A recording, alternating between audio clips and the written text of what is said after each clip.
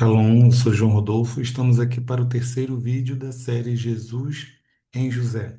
Estamos analisando as profecias que revelam a pessoa de Jesus, o que aconteceria com Jesus lá em Gênesis, através da história do personagem chamado José, mais conhecido como José do Egito. Bom, nos vídeos anteriores nós falamos sobre 12 características que estão relacionadas entre os dois.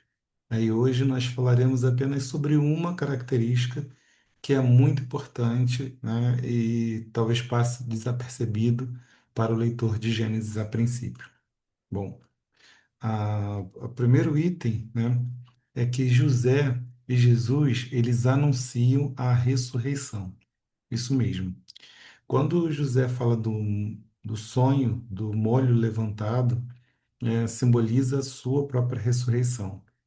E quando ele fala do sonho da lua, o sol e as estrelas, né, no caso a lua se inclinando a ele no outro sonho, simboliza os outros mortos, que os outros mortos também ressurgirão. E é lógico que Jesus anunciou várias vezes que ressuscitaria ao terceiro dia.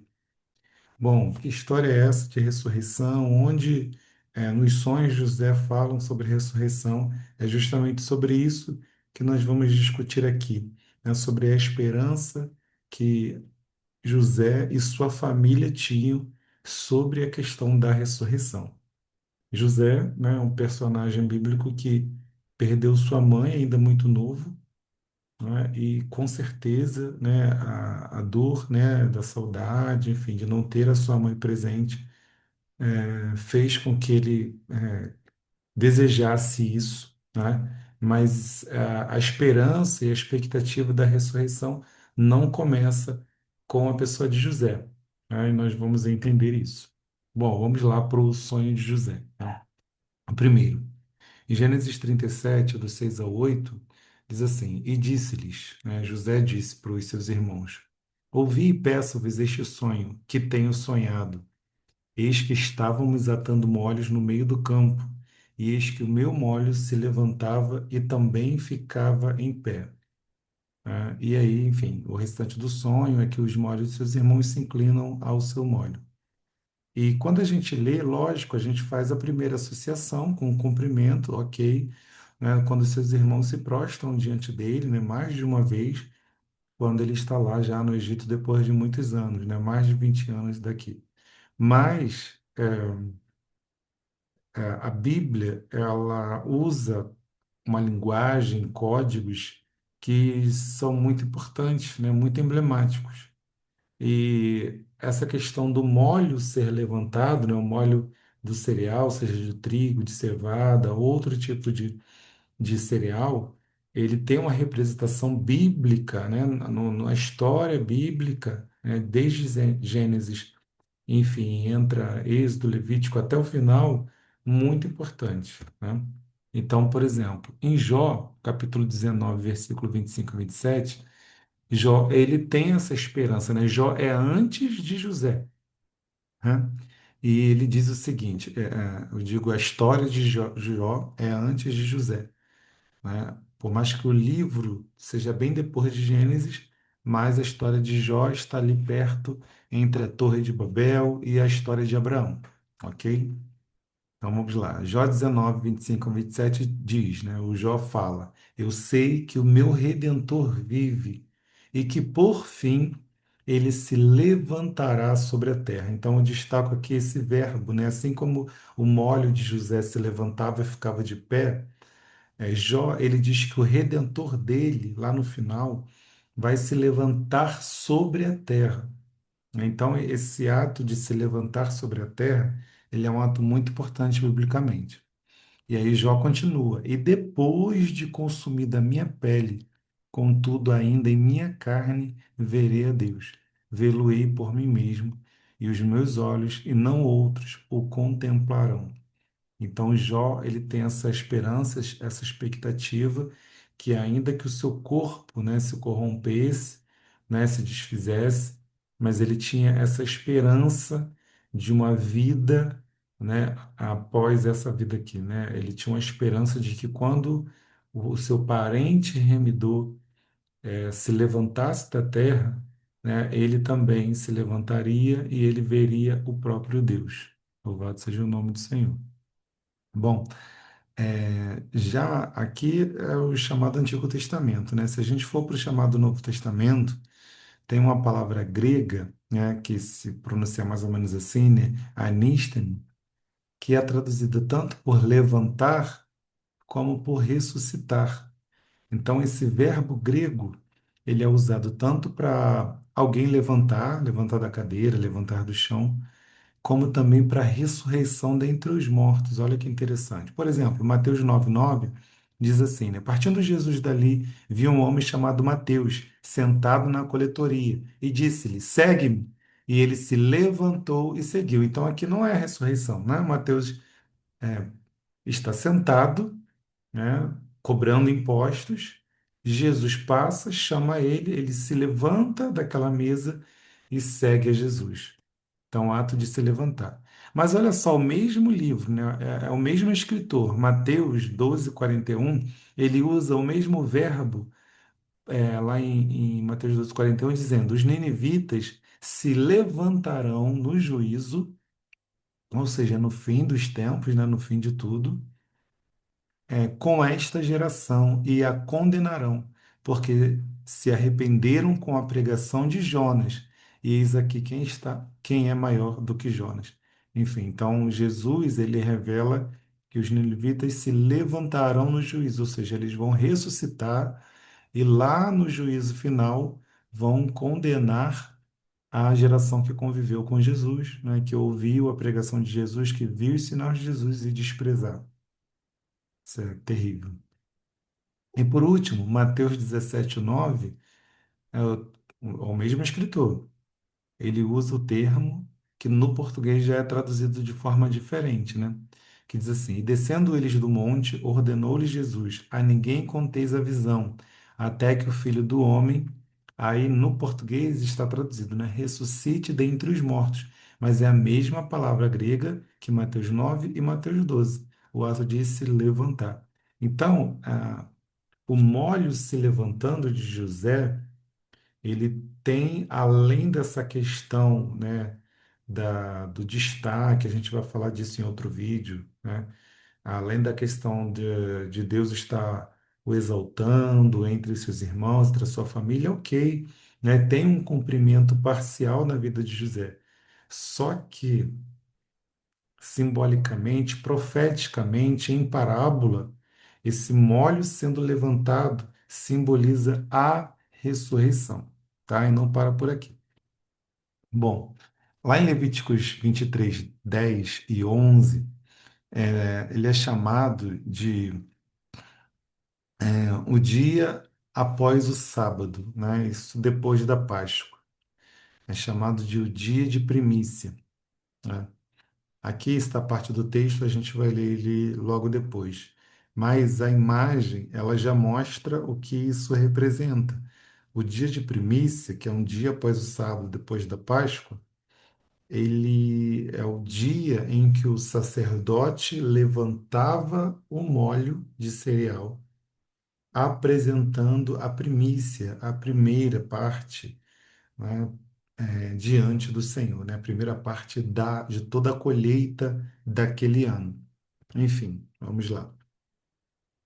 A Páscoa acontecia todo ano, acontece todo ano, né, no dia 14 do primeiro mês, né, onde é mais conhecida, né, biblicamente, Êxodo 12 vai tratar sobre isso, onde o cordeiro é morto na tarde do dia 14 e, né, lá na primeira Páscoa, né, como é chamada em Êxodo, como chamam, né, o cordeiro é comido na noite, né?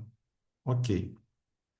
Passando a Páscoa, passando, né, a festa dos pães asmos, aí acontece o dia de primícias, que é o dia seguinte ao sábado. Então, nós sabemos que Jesus morreu na Páscoa, exatamente no dia 14, na tarde do primeiro mês, como de fato o Cordeiro de Deus. É algo extraordinário, né, já previsto desde Levítico. E, né, Jesus ressuscita justamente no dia seguinte ao sábado. No, Para a gente, né, nós chamamos de domingo, o primeiro dia da semana. Glórias ao nome do Senhor. Vamos lá. O texto diz aqui, né, de Levítico 23, 10 e 11. Fala aos filhos de Israel, Deus está ordenando para Moisés, e diz-lhes: quando houverdes entrado na terra que vos hei de dar, e fizerdes a sua colheita, então trareis um molho das primícias da vossa cega ao sacerdote, e ele moverá o molho perante o Senhor, para que sejais aceito. No dia seguinte ao sábado, o sacerdote o moverá, né? Então tem todo esse simbolismo, né? A gente explica aqui, né? No primeiro dia da semana, né? O que chamamos de domingo, né? Aqui, embora no Ocidente, né? Não se trabalhe no domingo normalmente, né? Era o primeiro dia de trabalho da semana no Oriente. Então, no primeiro dia da semana após a Páscoa, logo bem cedo, de madrugada, é assim que o pessoal da roça, né, o pessoal do campo, os agricultores, né, os homens, né, da colheita, eles trabalham, né? Então, quem é mais do campo, quando o sol começa a clarear, é o horário que o pessoal já está já no campo, já com tudo preparado para começar, né, a cortar.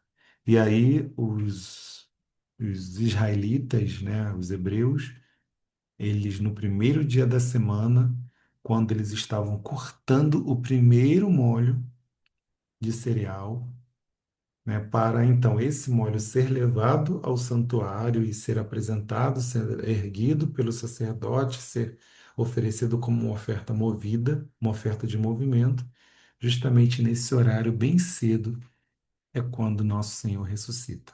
Bom, estou pulando etapas aqui. Aqui no texto está dizendo cortavam, ou seja, esse ato de cortar tem o símbolo da morte, né?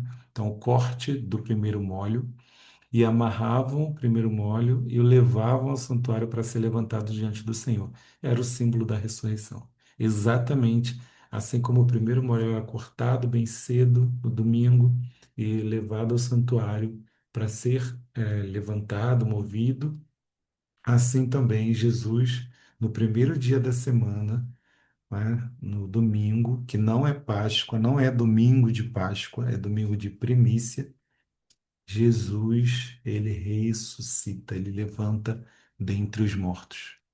E aí, né, nós sabemos disso porque o apóstolo Paulo, lá em 1 Coríntios 15, do 20 ao 23, nos afirma, né? Mas de fato, Cristo ressuscitou dentre os mortos e foi feito as primícias dos que dormem. Ele é o primeiro dentre os que dormem, dos que morreram, mas cada um por sua ordem. Cristo, as primícias, depois os que são de Cristo na sua vinda. Esperança maravilhosa.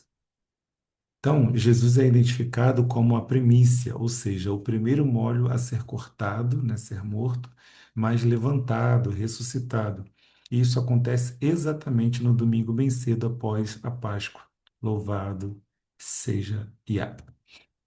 Bom, voltando para José. Não só o primeiro sonho do molho sendo levantado representa mais do que José sendo exaltado, né, sendo reerguido depois de um período de muitas derrotas e frustrações e perdas, né, mas sim revela a ressurreição do próprio Jesus. E vamos para o segundo sonho de José agora. Olha só que interessante, aqui a gente confirma ainda mais claramente no próprio Gênesis essa questão da ressurreição. Gênesis 37, do 9 e 10, diz o seguinte: E teve José outro sonho, e contou a seus irmãos, e disse: Eis que tive ainda outro sonho, e eis que o sol, a lua e 11 estrelas se inclinavam a mim e contando a seu pai e a seus irmãos, repreendeu o seu pai. Jacó repreendeu José e disse-lhe: Que sonho é esse que tiveste? Porventura veremos eu e tua mãe e teus irmãos a inclinar-vos perante ti em terra? Então, José, quando ele conta este sonho, o primeiro incomodou os seus irmãos, mas esse segundo incomodou terrivelmente o seu pai Jacó. Ele se espantou. E por que que a gente deu destaque aqui para a lua, que Jacó interpretou como sendo a mãe de José? Porque justamente a mãe de José já estava morta. Jacó entendeu o sonho de José. O sol seria ele, Jacó. A lua seria a sua mãe, Raquel. E as 11 estrelas seriam os seus 11 irmãos. Mas como isso poderia acontecer se Raquel estava morta? Bom, só se eles crescem em ressurreição, tá? E aqui a gente, vamos dizer, começa a brincadeira, né? Começa a entender melhor essa esperança e essa expectativa que eles tinham sobre a ressurreição. A questão aqui não é se eles têm dúvida se pode ressuscitar ou não, né? É fato, né? Jacó eles estranha pelo fato dele estar se inclinando diante do seu filho, né? Mas, enfim, novamente, esses sonhos, eles vão se cumprir em parte, né, quando José está lá no Egito, mas, por exemplo, a mãe de José, impossível isso se cumprir na vida do próprio José, a não ser que este sonho de José esteja se referindo a uma outra pessoa, a um outro, entre aspas, José, alguém a quem José está tipificando, né, a quem a vida de José aponta. Louvado seja o nome do Senhor. Então vamos lá. Como seria possível a mãe de José já morta, né, se ele conhecia o seu irmão quando foi para o Egito, né, tanto que quando ele está lá no Egito ele pergunta de Benjamim, e também o próprio sonho, né, são 11 estrelas, então Benjamim estava ali, né, ou seja, Raquel já estava morta. E o seu pai, a quem deveria reverência, se prostrar a ele, né? Deveria ser o contrário. Jacó se prostrar, perdão, José se prostrar diante de Jacó. E não Jacó se prostrar diante de José. A esperança da eternidade, do descendente e do reino celestial também foi revelada a José e Jacó foi testemunha disso. Então, Jacó está entendendo que o descendente desejado já há muito tempo, né, desde lá do começo, lá de Gênesis 3,15, o descendente da mulher que vai esmagar a cabeça da serpente, né, de alto a baixo. Então, isso é uma esperança, uma expectativa muito antiga. Enfim, e aí esse sonho não é sobre José, então. Se o sonho dos Mórios representa a ressurreição de Jesus, biblicamente falando, né, representado na história por José, o sonho dos astros, então, representa a ressurreição da família de Jesus. Quando Jesus ressuscita, ele fica ainda 40 dias na terra com os seus 11 discípulos, né? Judas já havia se suicidado, mas um dia ele despertará todos os mortos, né? Então Jesus vai despertar toda a sua família que vem após ele, como a gente leu lá em 1 Coríntios 15. Primeiro Jesus, né? Foi a primícia, mas depois os outros mortos, né, na sua vinda. Essa é a nossa expectativa, essa é a nossa esperança. E tudo isso se liga, né, a Apocalipse 12. Eu coloquei aqui partes, né, do versículo 1 até o versículo 5, né, que diz que João ele viu um grande sinal no céu, né? Então, o que que ele viu, né? Uma mulher vestida do sol, com a lua debaixo dos pés, e uma coroa de 12 estrelas na cabeça, que, se achando grávida, grita com dores de parto, sofrendo tormentos para dar à luz. Então, é uma mulher que ela tem todas as representações justamente do sonho de José. Olha aí, o sol, a lua e as estrelas. Então, estão envolvidos nesta mulher, estão identificados com esta mulher. Seja quem for esta mulher, ela está sofrendo para dar à luz, né? E aí diz, né? Viu-se também outro sinal no céu, e eis que um dragão, né, uma grande serpente vermelha, e o dragão se deteve em frente da mulher que estava para dar à luz, a fim de lhe devorar o filho quando nascesse.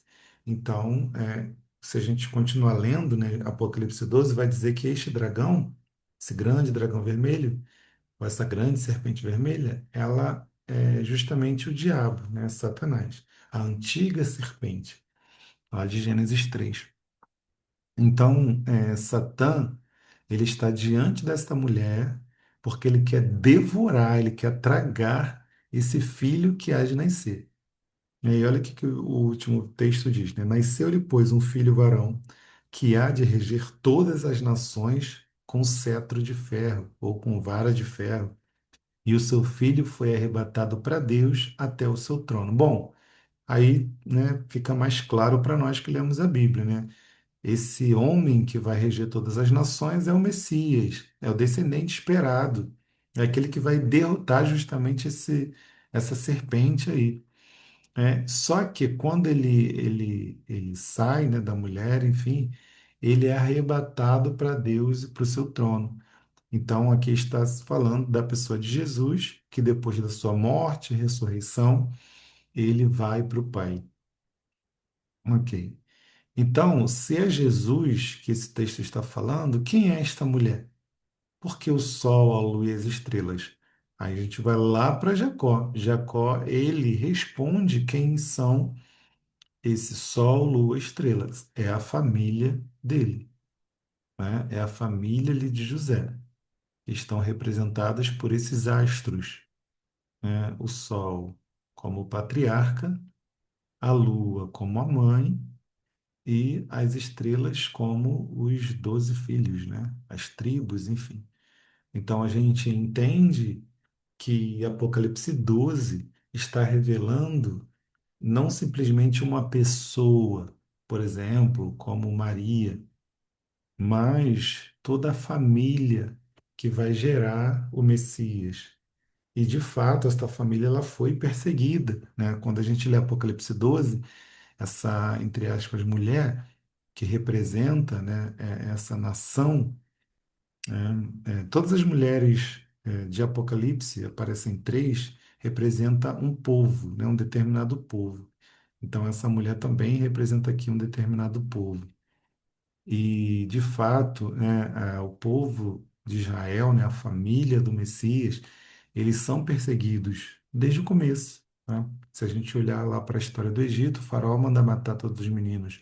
Quando Jesus nasce, Herodes manda matar todos os meninos.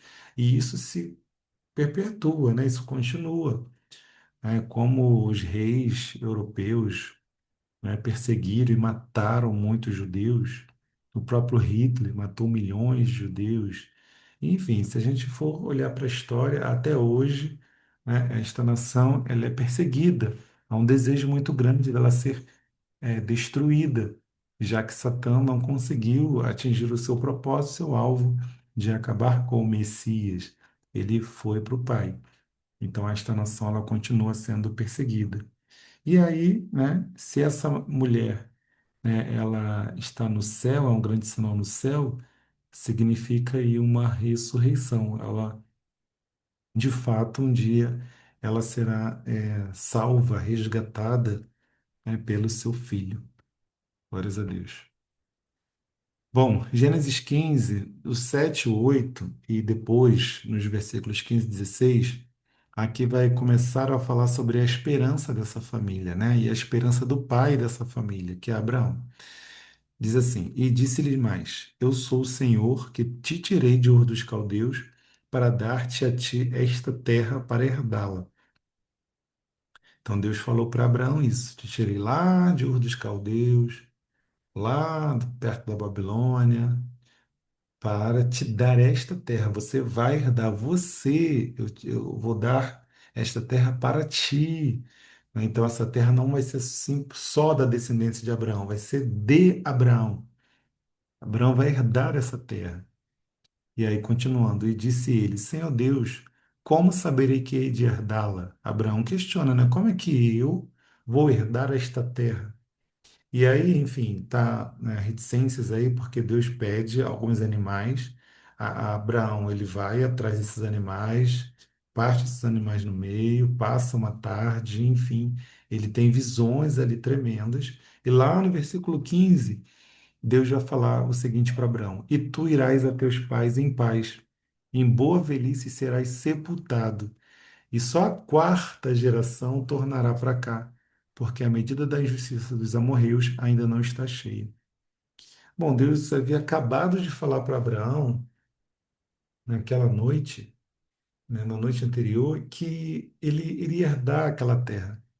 Só que aí, no decorrer da revelação, da profecia, Deus fala que Abraão vai morrer, né? Porque vão se passar mais de 400 anos, Abraão não vai aguentar, que ele vai morrer, né? E só a quarta geração da descendência de Abraão voltaria para aquela terra, depois de ser peregrina, né? Ser afligida, ser escravizada, enfim, Deus trazer juízo sobre a nação que a escravizaria, enfim.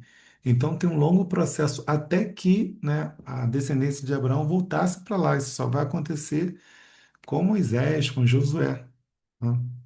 Então Abraão não veria isso. Então como é que Deus fala para Abraão que ele iria herdar aquela terra? Que Deus daria para ele aquela terra?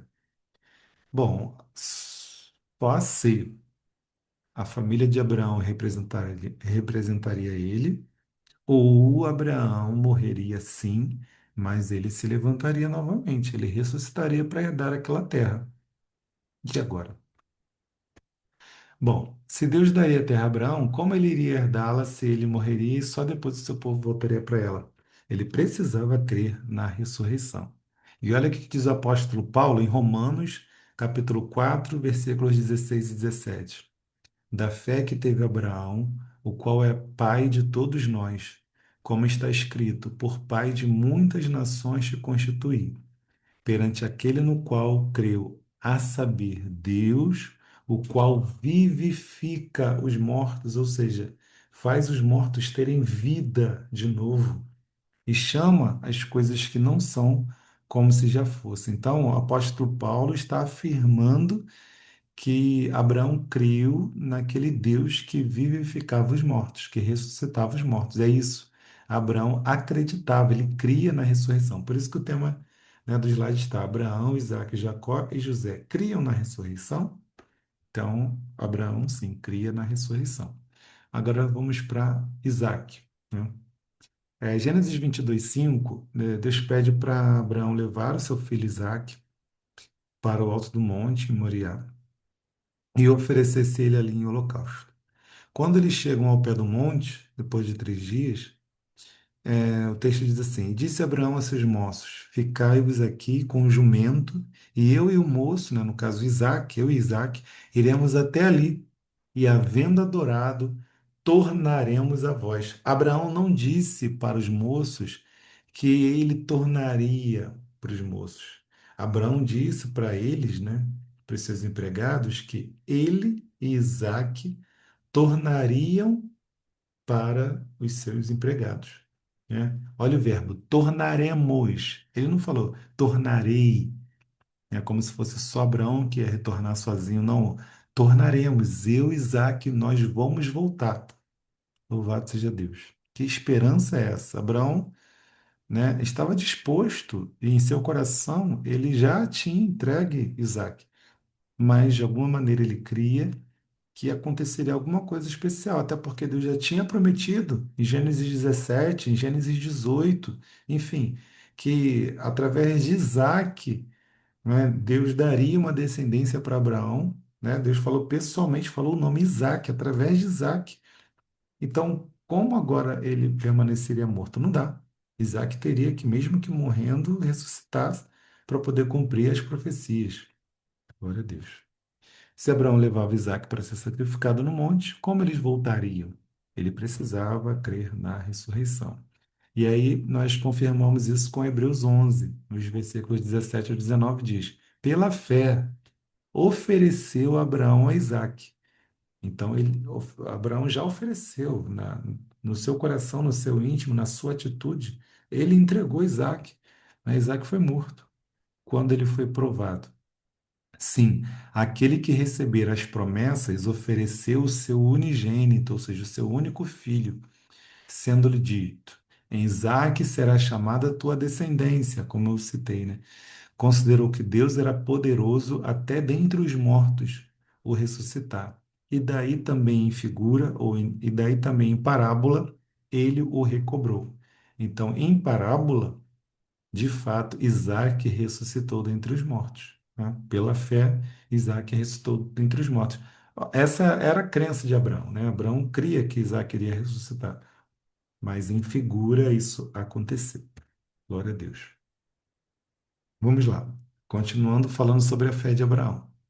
Abraão viu no céu o seu descendente e creu e foi justificado, foi perdoado, foi inocentado, não foi cobrada a sua dívida por conta da sua fé, né? Então, lá em Gênesis 15, de novo, né? Gênesis 15, do 5 ao 6 diz: Olha agora para o céu e conta as estrelas, se as pode contar. E acrescentou-lhes: Assim será a tua descendência. E creu Abraão no Senhor, e o Senhor imputou-lhe isto como justiça. Então Deus manda Abraão olhar para os céus, contar as estrelas e ver nas estrelas a sua descendência.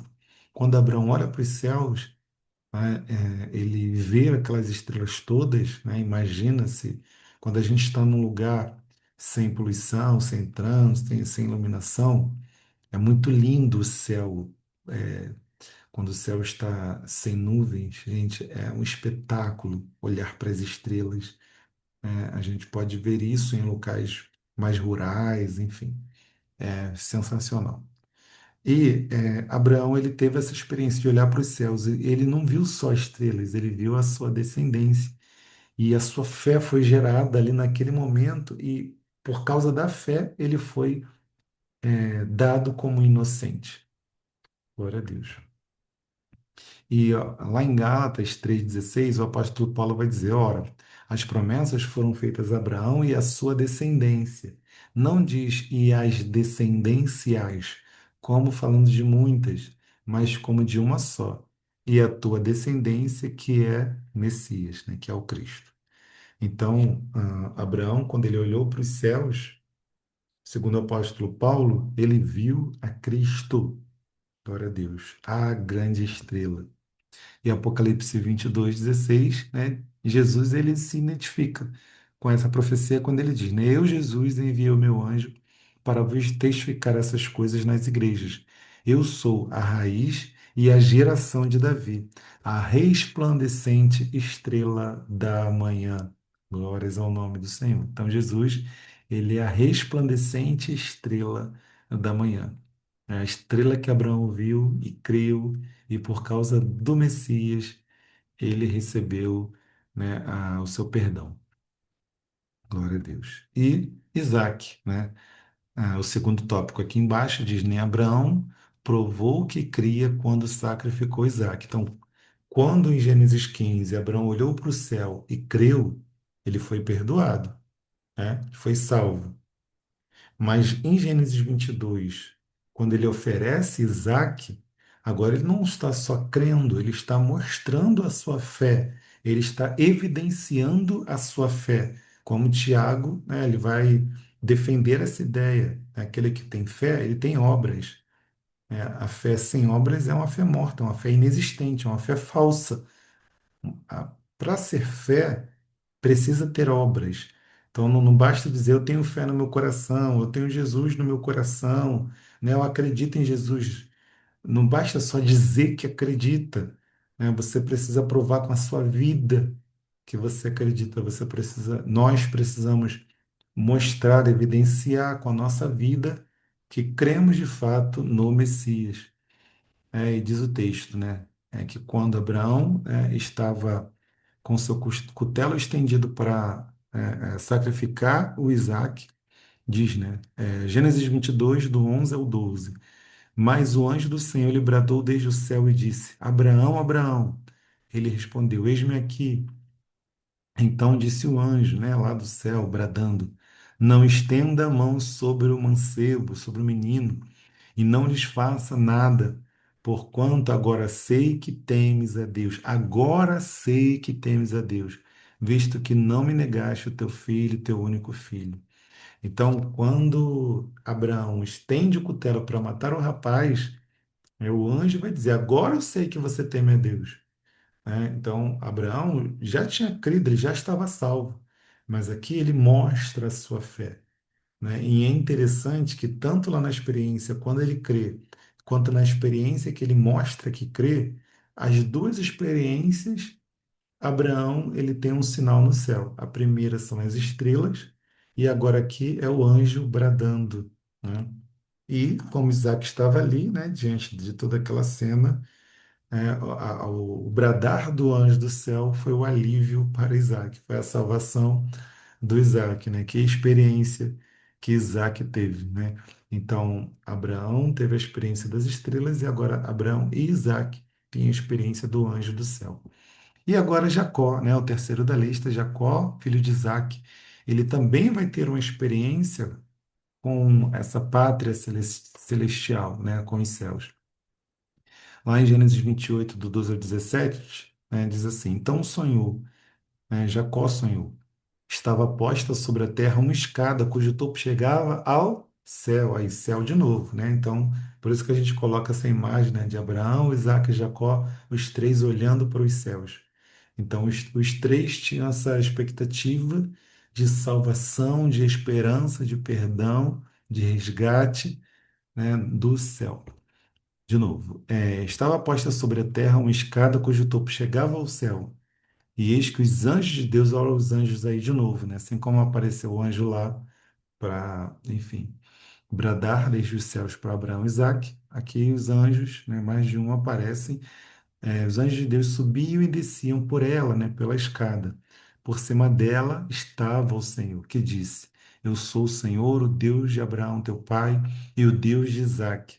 Esta terra em que estás deitado, a darei a ti e à tua descendência. Olha a promessa aí, né, que Deus daria aquela terra para Jacó e para sua descendência. Ao acordar Jacó do seu sono, disse: Realmente o Senhor está neste lugar. E eu não sabia. E temeu e disse: Quão terrível é este lugar! Este não é outro lugar, senão a casa de Deus, e esta é a porta dos céus. Então Jacó ele estava, né, em partida para outro país, né, lá para a Síria, para a casa de seu tio, né? Mas antes dele sair do país, Deus aponta, né, aquela terra como um lugar especial, né, onde a manifestação da presença de Deus podia ser notada por ele. Glórias ao nome do Senhor. E o próprio Jesus se identifica com essa escada. Lá em João 51, aí Jesus vai dizer, né? Disse-lhe: na verdade vos digo que daqui em diante vereis o céu aberto. Olha o céu aí e os anjos de Deus subindo e descendo. Agora, ele não diz que é sobre a escada, né? Ele diz sobre o Filho do Homem. Então, aquela escada para os céus, aquela porta para os céus, aquele caminho que pode levar Abraão, Isaac, Jacó e todos os que creem em Jesus para o céu, né? É o próprio Jesus. Ele é o caminho em direção ao Pai. Então, é por ele que nós podemos ser perdoados, dados como inocentes, ser salvos, ter o direito da vida eterna. É por meio da pessoa de Jesus. A partir do momento que Jesus se levanta como o primeiro molho, ele dá direito a todos aqueles que nele creem, também um dia se levantarem para viver eternamente com ele. Glórias a Deus. E para confirmar ainda mais esse assunto, né, e de provar que Abraão, Isaac e Jacó criam nessa ressurreição, criam nessa pátria celestial, criam nesse reino nos céus espiritual, diz lá Hebreus 11, do 8 ao 16. Pela fé, Abraão peregrinou na terra da promessa, como em terra alheia habitando em tendas, ele podia morar numa casa, ele tinha dinheiro para isso, ele tinha condições para isso.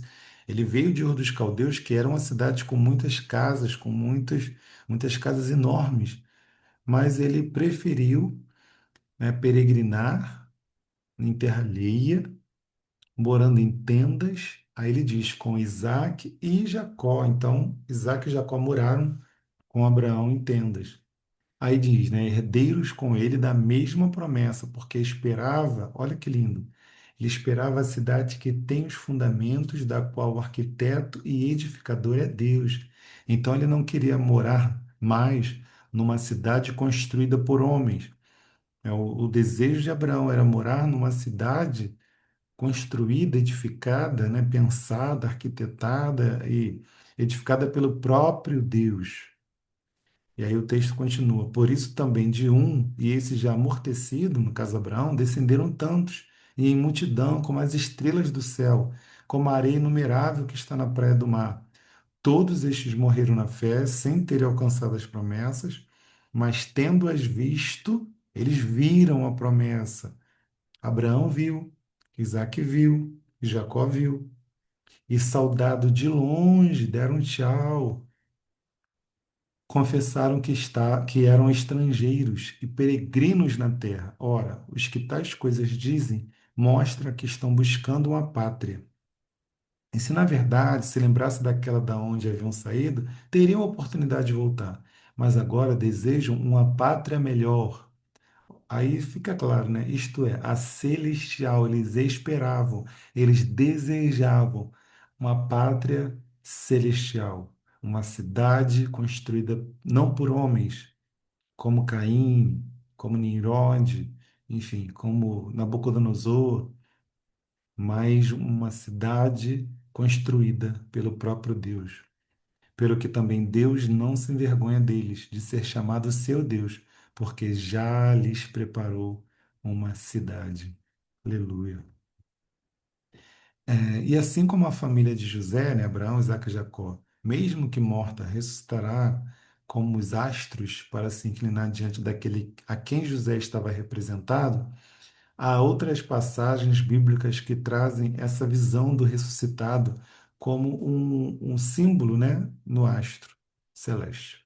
Por exemplo, Daniel 12, do 2 ao 3, uma passagem que eu amo, né? Deus consola Daniel dizendo o seguinte: muitos dos que dormem no pó da terra ressuscitarão, uns para a vida eterna, glória a Deus, outros para a vergonha e desprezo eterno, triste. Os que forem sábios, pois resplandecerão como o fulgor do firmamento, vão brilhar como quando o sol nasce pela manhã. E os que a muitos ensinam a justiça, como as estrelas, vão brilhar como as estrelas, sempre e eternamente. Coisa linda demais, gente. Que promessa majestosa é essa? E Mateus 13, 43, Jesus confirma isso. Jesus disse: então os justos resplandecerão como o sol no reino de seu Pai. Quem tem ouvidos para ouvir, ouça. E o apóstolo Paulo, né, ele vai dizer em 1 Coríntios 15, do 40 ao 42, e há corpos celestes e corpos terrestres, mas uma é a glória dos celestes e outra a dos terrestres. Uma é a glória do sol, outra a glória da lua, outra a glória das estrelas, porque uma estrela difere em glória de outra estrela. Assim também a ressurreição dentre os mortos. Semeia-se o corpo em corrupção, ressuscitará em incorrupção e assim sucessivamente. Então, o apóstolo Paulo também compara um corpo glorificado, transformado após a ressurreição, ele vai ter uma glória, né? E aí cada corpo, né, uma glória diferente da outra. Umas como o sol, outras como a lua, outras como as estrelas, ou, enfim, uma diferente da outra. Glória a Deus. Aí as estrelas, né? O exemplo das estrelas. Bom, Abraão, Isaac e Jacó criam na pátria celeste, a gente continua afirmando. Bom, sim. E outra pergunta, em 17 anos, dá para compartilhar muita coisa? 17 anos? Se você convivesse com uma pessoa de 17 anos, daria para compartilhar com essa pessoa durante esses 17 anos muita coisa? Com certeza sim, né? Então, olha o que diz Gênesis 18, dos 17 ao 19. Aqui o título diz: Abraão ensinou a Isaac e a Jacó. Se em Hebreus 11 diz que Abraão morou em tendas com Isaac e Jacó, olha o que diz Gênesis 18, 17 a 19.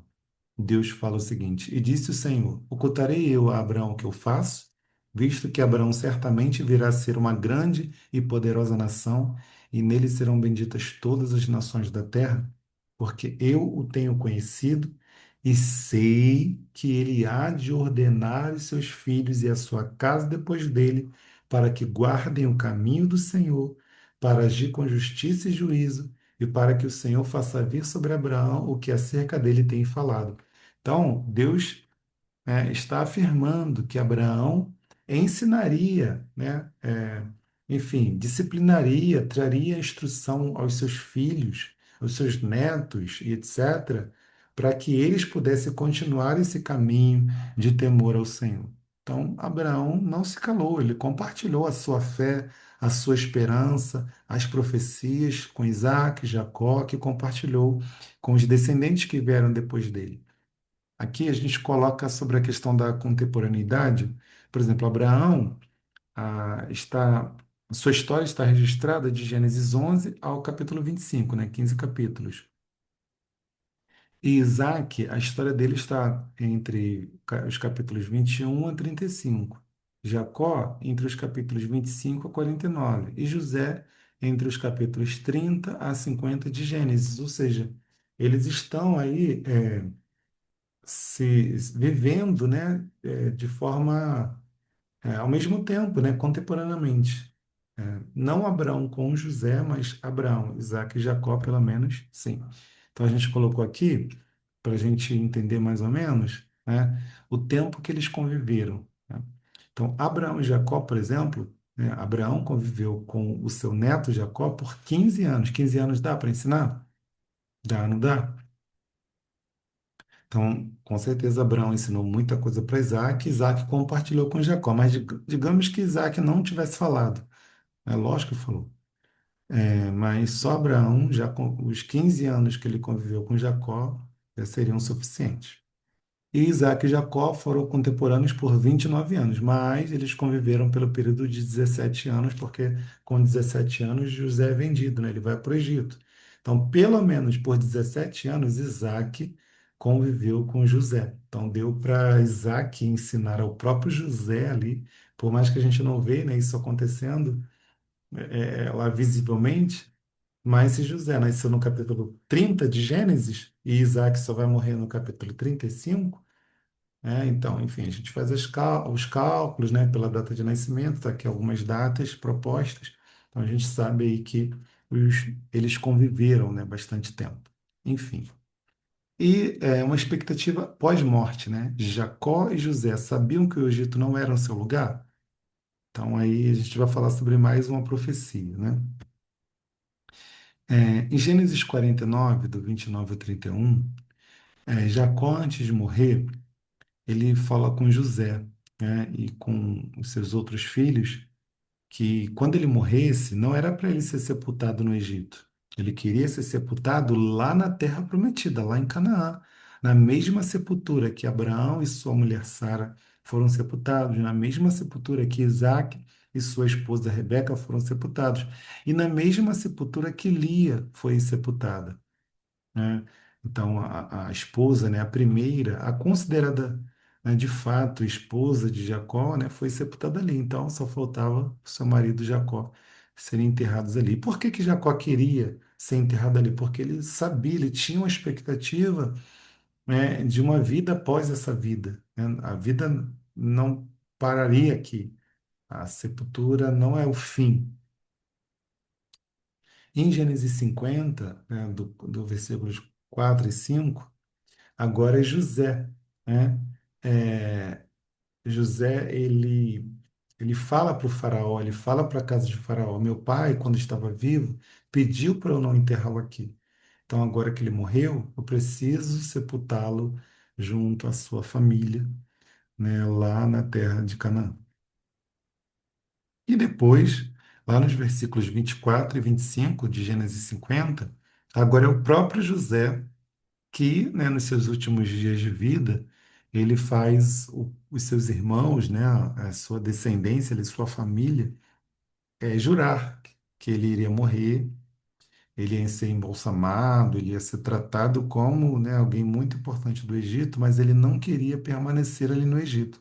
Ele queria que quando o povo de Israel saísse do Egito, que levassem os ossos dele para ser enterrados lá. Olha que coisa maravilhosa, né? José, ele cria na profecia de que um dia o povo sairia do Egito, porque Deus já tinha falado isso lá para Abraão. Abraão passou para Isaac, Isaac passou para Jacó, Jacó passou para ele. Então eles tinham essa expectativa de serem enterrados na terra prometida, provavelmente com a esperança de que, né, ao despertar, eles estivessem juntos ali. É, O Deus que prometeu, ele é fiel para cumprir. E o que que ocorreu com Jacó diante da oportunidade de ir para o Egito, né?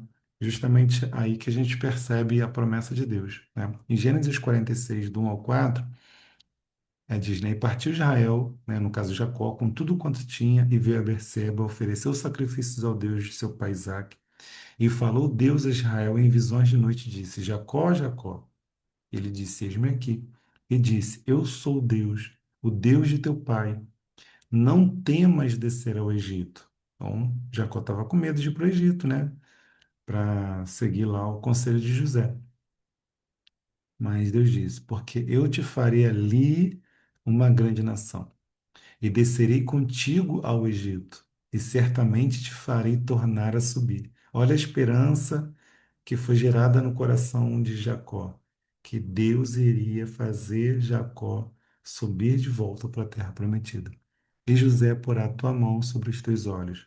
Enfim, Deus confirmou que aquilo ali não era uma farsa, não era uma mentira, de fato, era José vivo e ele poderia ir para o Egito e lá um dia ele iria sair com a sua descendência. Isso foi Jacó, mas olha, vamos voltar lá para Abraão. Olha o que Deus disse para Abraão. Aí José, a continuidade do cumprimento dessas profecias.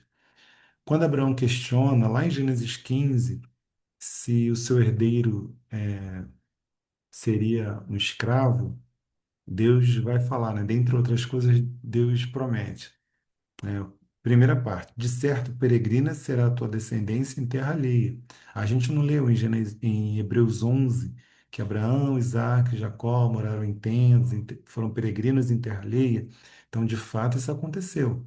Eles não tiveram casa fixa, né? Eles ficaram peregrinando em uma terra alheia, uma terra que não é deles. Segundo, será reduzida à escravidão. Olha aí, com José a gente já vê isso se cumprir. José se tornou escravo. Então, a profecia que Deus falou para Abraão, né, a primeira parte, né, peregrinos em terra alheia, se cumpriu em Abraão, Isaque e Jacó. Ok. Agora, a segunda parte será reduzida à escravidão, já se começa a cumprir-se em José. José se torna escravo no Egito. E quando ele morre, toda a sua família se torna escrava, tá? Então, de fato, em José já começa a se cumprir isso. O terceiro, será afligido por 400 anos. Então, de fato, desde a primeira aflição que Abraão, que Isaac sofrem e estão relacionados ao Egito, porque Agar, né, a concubina de Abraão, era uma egípcia, o seu filho Ismael, que zomba de Isaac, né, que perturba o Isaac, faz bullying com Isaac, é egípcio, né, tem uma ligação com o Egito. E depois, quando Isaac cresce, né, e começa a cavar os poços, enfim, tem várias situações ali, tanto Abraão quanto Isaac, com os filisteus, né? Que, segundo Gênesis 10, tem uma ligação lá com o Egito também. Bom, e aí começam os 400 anos, né? Todos eles vão passar por isso, até chegar Moisés. E aí, quando chega Moisés, cumpre-se a quarta parte, né? Eu julgarei a nação a qual ela tem de servir, que são os sinais e maravilhas no Egito, né? Os chamados de pragas. O quinto, né, sairá com grande riqueza, de fato, ali depois da Páscoa, né? O povo de Israel sai do Egito com muitas riquezas, dados pelos próprios egípcios, pelos vizinhos, enfim, prata, enfim, todo tipo de objeto valioso, para que eles possam depois, né, construir o tabernáculo no deserto, ali diante do Sinai. E aí sim, no sexto ponto, a quarta geração tornará para cá. Só a geração, né, de Josué, enfim, que torna para a terra prometida. Então Deus não foi leviano. Deus falou para Abraão que aconteceria. Então, eles sabiam que tinham todo esse tempo para se cumprir. São 400 anos de aflição. Então, Abraão viveu esses 400 anos, Isaac, Jacó, José, e José sabia que não terminaria nele, né? Que isso ainda se estenderia por muito tempo ainda. Meu Jesus. Então, para a gente fechar, ainda que Jacó tenha adquirido terras em Canaã, José foi o instrumento para que a descendência de Abraão continuasse peregrinando em terra alheia, agora no Egito. E além disso, ele começa o cumprimento sobre a escravidão dos descendentes de Abraão, como Deus havia dito. Então, se Deus que prometeu, né, toda aquela aflição, a Páscoa, ao retorno para a Terra Prometida, na quarta geração, é o mesmo Deus que prometeu que viria o Messias, que o Messias morreria e ressuscitaria, e assim aconteceu há 2000 anos atrás. Jesus veio, morreu, ressuscitou ao terceiro dia, e assim ainda tem profecias para se cumprirem. Um dia, como Jesus disse, Abraão, Isaque e Jacó vão se sentar com pessoas que virão do Oriente, do Ocidente, vão se sentar à mesa para celebrar o reino do Messias de Jesus. Então, essa é a nossa esperança, essa é a nossa expectativa. E é lógico que quando a gente se depara com a morte, ela nos assusta, né? Ela nos traz dor, ela nos traz saudades, ela nos traz muitas vezes medo, mas a fé de Abraão, ela continua em nossos corações, porque nós sabemos que a morte não é o fim. A morte de todos aqueles que creem na pessoa de Jesus é apenas um até logo, porque um dia, em breve, pode ser até hoje,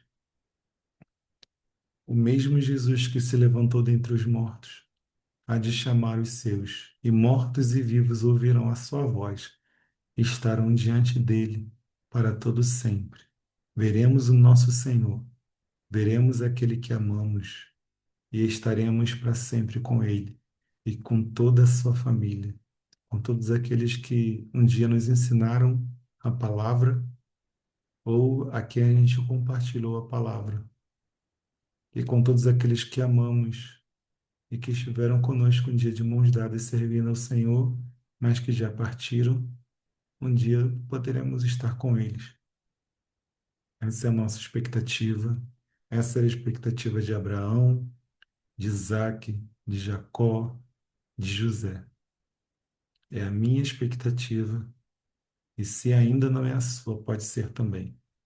Medite sobre as Escrituras e saiba o que ela diz sobre a ressurreição dentre os mortos.